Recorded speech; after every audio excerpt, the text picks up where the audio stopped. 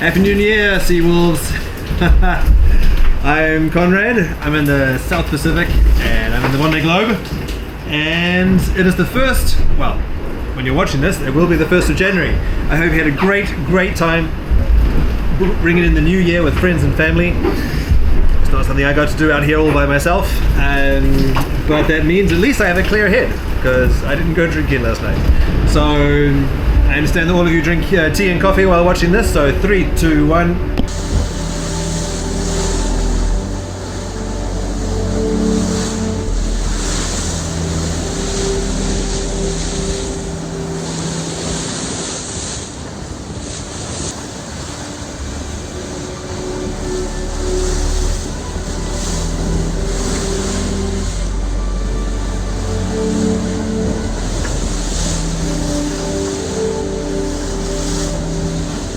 Cheers!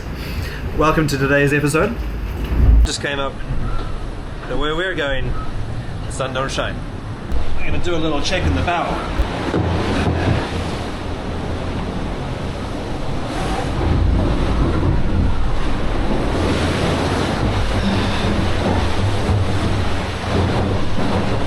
So, this is the first bow compartment.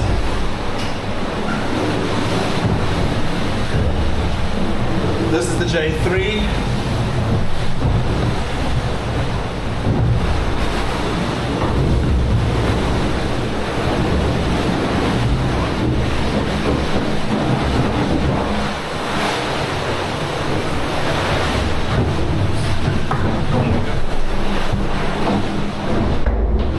This here is the J2.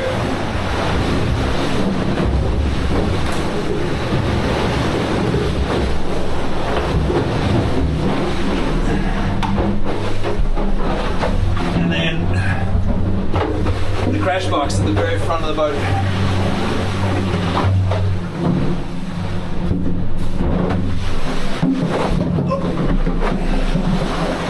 So it's all dried in there. Here we've got the crazy thing about this boat, and most of the Mochas like it, is that they're all made like this. The front of the boat is made up with these ribs, these reinforcements,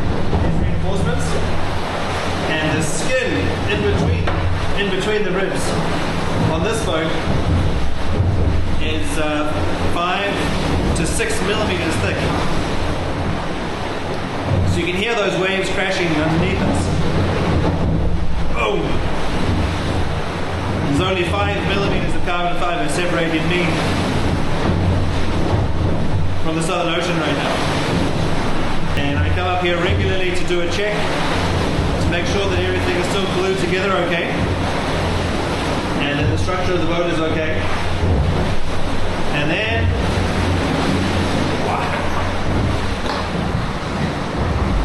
Then I get out of here because it's pretty uncomfortable, pretty noisy.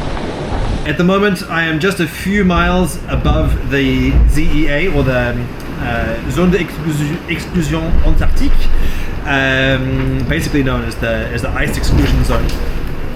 And you've been following Ruyant, so you know all about what that is. But basically, at the moment, I have wind from 267, so essentially from the east. And I'm currently sailing with my big Jeancarlo and one reef in the main. In between 18 and 23, 24 knots of wind, and essentially what we're doing is we've been jibing along the ice exclusion zone, trying to get over the top of the bump because it has an irregular shape depending on where the icebergs or growlers have been identified.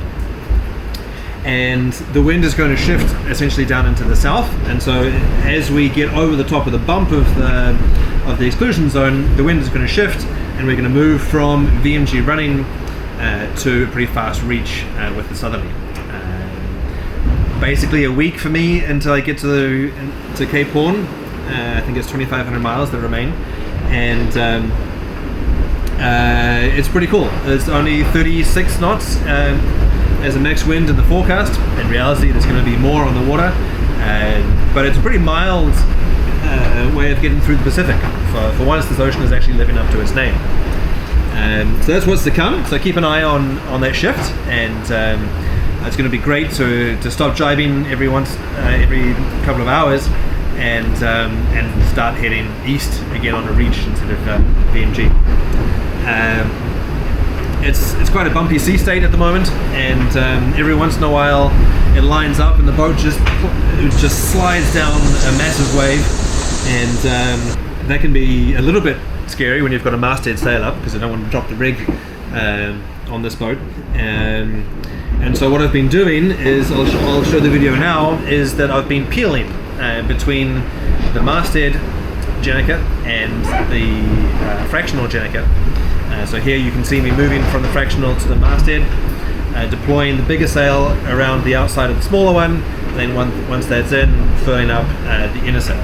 Sorry, it's hard to see a little bit because they're both big black sails, but that's moving from a sail that's 180 square meters to one that is 265. So definitely much bigger, lots more energy, and the fact that I have two tack lines on the bowsprit mean that I can swap backs and forwards between these two sails and try and be as efficient as I possibly can with these changes. And I've got back in touch with the rest of the Daggerboard fleet, although I am trailing a little bit, and so that's why I'm working so hard to try and get back into the game. In terms of some of the questions that Ruyant passed on to me, one of them was, do I get paid by the Vendeeglobe to do this race? And the answer is in my dreams. I pay the Vendeeglobe to be here. So for example, the entry fee for the race is 20,000 euros, and then there's another 20,000 euro refundable deposit. And if there are any fines, then they take out of that deposit. The way that I am here is that I have a sponsor. The title sponsor is MS Amlin, which is an insurance company that's present in the Netherlands, also France, Belgium, and the UK. And so MS Amlin pays me to colour the boat in their logo, to do this race, to tell their stories, and then both before and after the race, I go and do lots of activation in all of their offices and an inspiring mascot, I guess.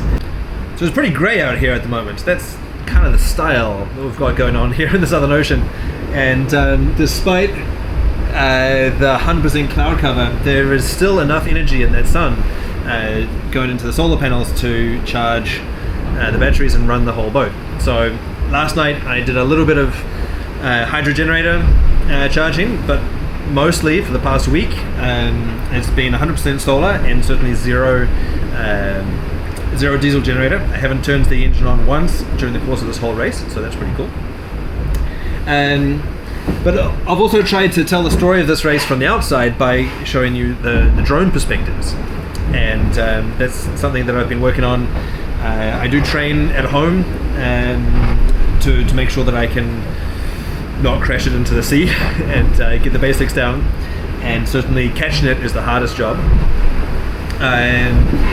I have two drones on board. One is the Mavic 2 Pro, so an older version now, but still quite good.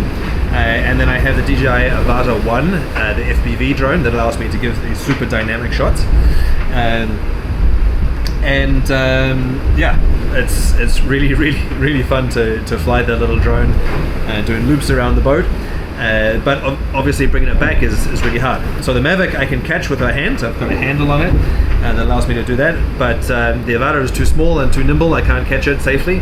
And so what I do is I actually just crash it into the tent behind me, and it falls to the ground, and I pick it up and away it goes again. So yeah, two different techniques, two different drones, and more drone flying to come in the next couple of days.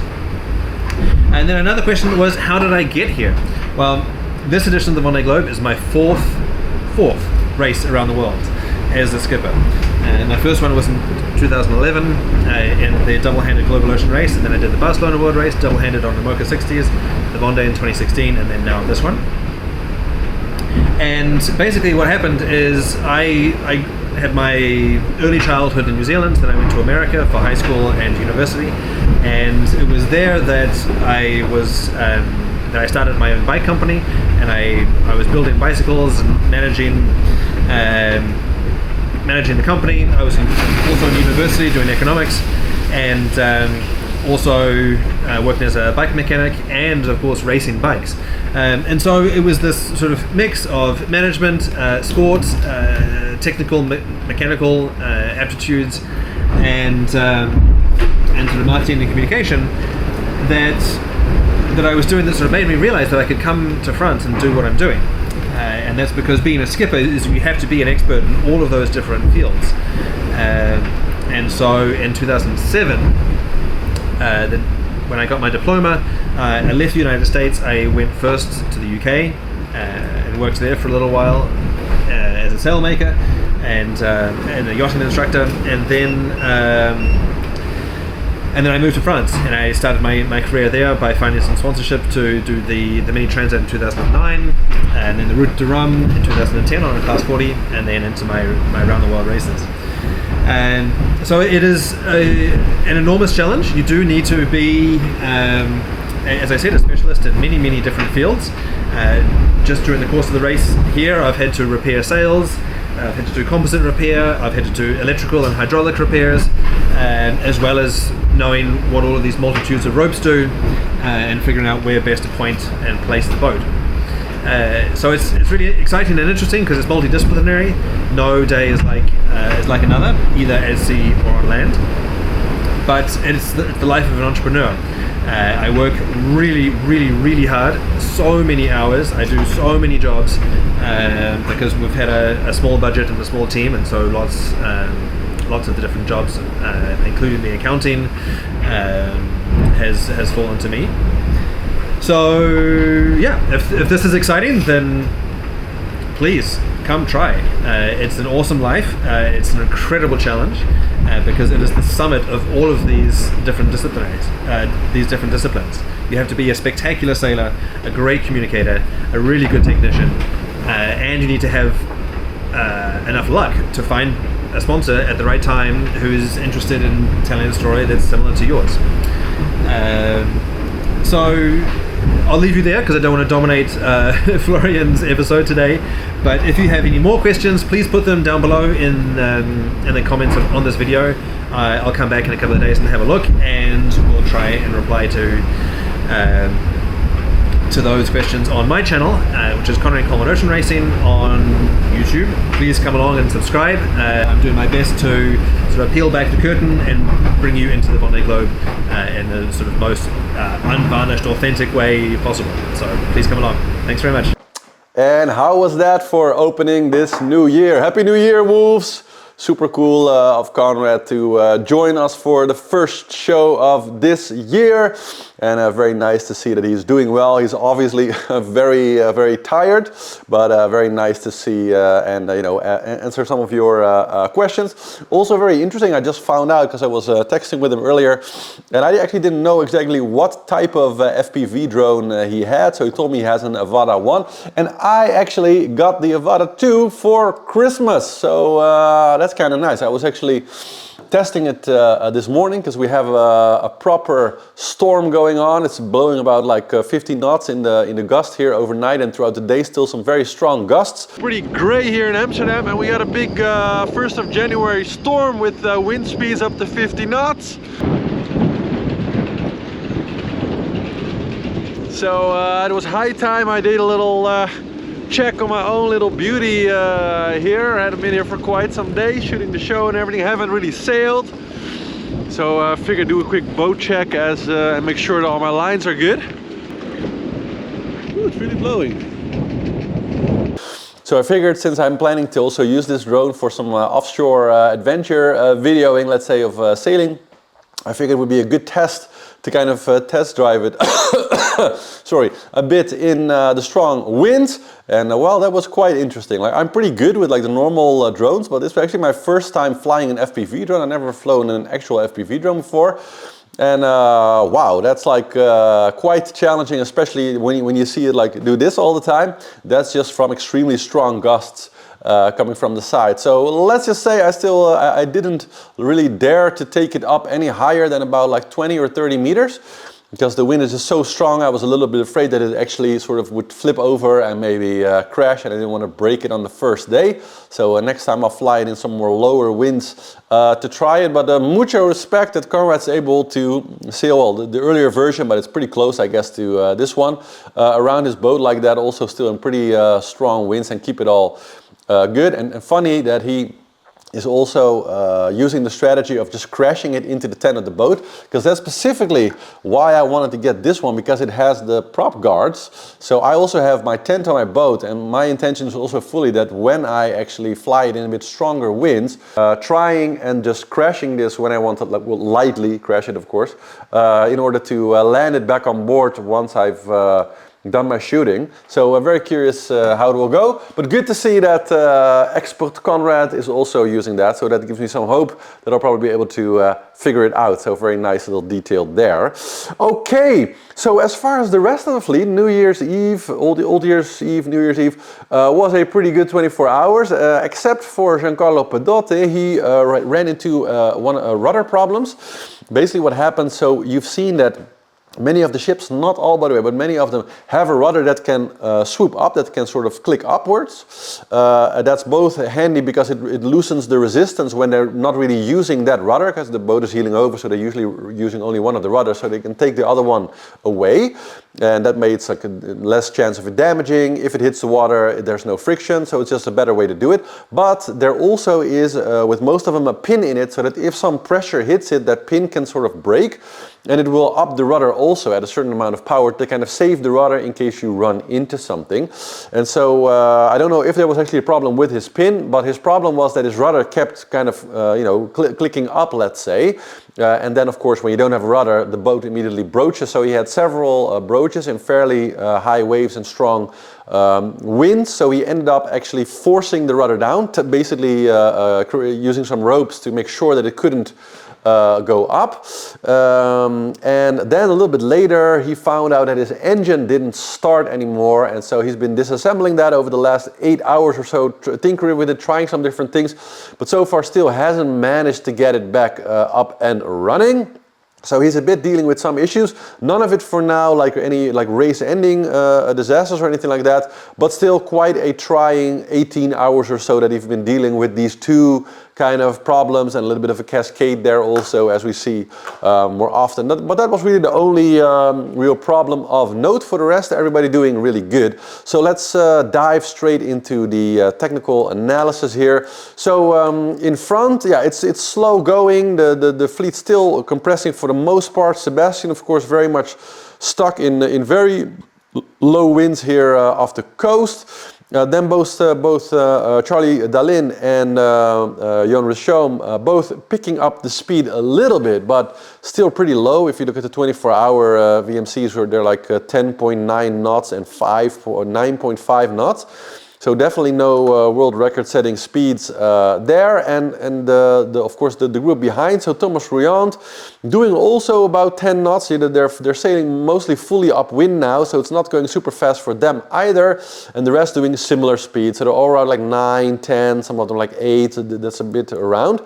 So at least the leaders are not really losing that much ground to them anymore, except for Sebatian, who, yeah, he's still going to be losing some ground. He's been doing 2 knots over the last 2 hours, so that's not really great. But Thomas Ruyant definitely still gaining on Sebatian, but both Jan and Charlie are running away a little bit, or at least they're keeping pace. So the losing distance is a bit over, but you see that they have been stuck for the last 2 days pretty much like in this place, not making much progress at all. So they are finally, in some wind now, and if we look at the ruddages, we see that they pretty much got like a straight line sort of going up right to the equator. So that's kind of nice. Wind-wise, it's still pretty light. So they're going to be sort of on a beam reach, sometimes upwinding a little bit, and the speeds that they're going to be making are mostly going to be around like maybe 15, 16, sometimes a little bit up to that, but none of the 25 knot speeds. So they don't really have a chance there to really run away from the rest. If we take a quick look at Thomas Ruyant, for example, just to have also a little bit look at the weather, we see that as far as no wind at all, that's not a problem that this group has. So they have plenty of wind, but mostly from the wrong side. So they're not going to have the problem of just sort of stalling the way that the leaders went. So they will kind of keep pace, but it's hard sailing, upwind sailing, big steep waves. So it's going to be pretty unpleasant, you know, two days at least ahead. But finally they come out pretty much very close to Sebatian, like really they close much of that gap. As you can see, he's almost as close to Thomas in 2 days as he is to the two leaders, so not that great for Sebatian there of, you know, just getting stuck kind of in that low wind area.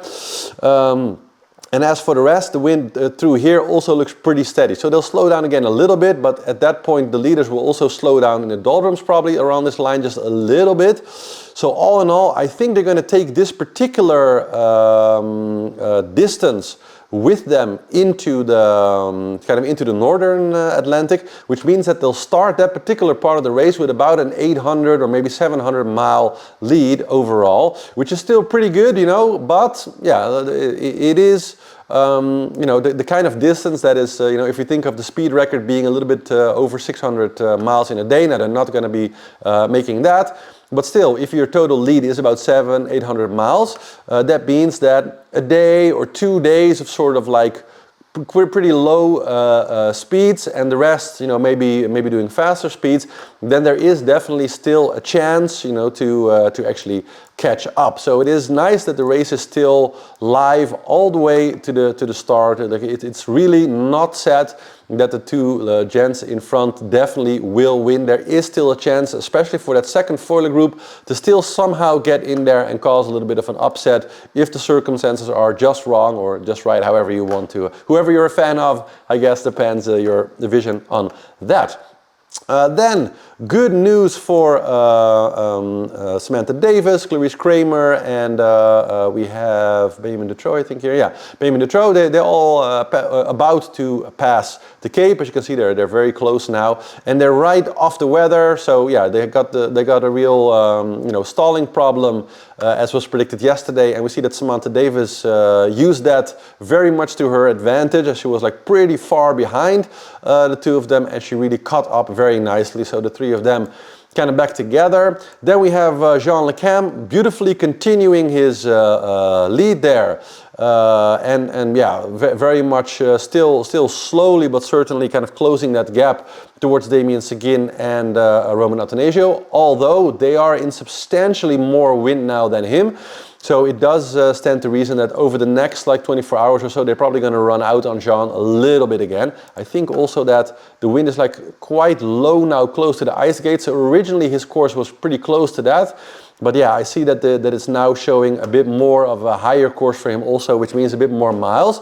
So he's going to be slower in closing that gap and probably isn't going to reach them before the Cape. I think that's pretty much gone, that idea right now. Yeah, pretty much. Yeah. But he is keeping good pace with them. So here it looks like they're going to be racing ahead of him. But I think in fact they're going to be pretty much matching him. So he'll probably get to the Cape more or less in a similar distance maybe than he is from them now. So good on him there. Then we have the group with Alon, with Isabelle Joschke and Jeancarlo Pedote. Kind of interesting, so that all three of them, they were all in kind of heavy weather, short sea state, big waves for several days.